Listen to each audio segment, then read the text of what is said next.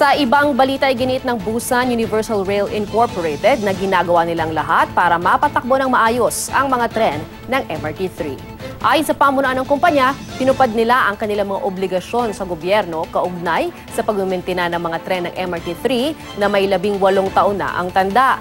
Pero madalas daw tumirik ang mga bagon dahil sa kalumaan ng mga tren, hindi magandang kondisyon ng riles o sa pagmamintina nito.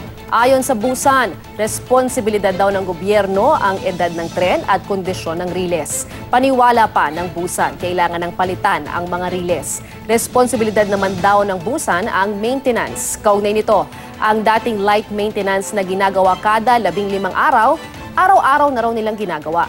Bukod pa raw ito sa maintenance na ginagawa nila kada 6 na buwan, kada 18 buwan at kada 2 taon. Sumailalim din daw sa taunang maintenance ang MRT-3 noong Semana Santa. Tiniyak din ng Busan na ligtas pa rin ang mga bagon ng MRT-3. Sa mga nakalipas na araw, nagkaaberya ang MRT-3 dahilan para pansamantalang maantala ang biyahe sa ilang estasyon.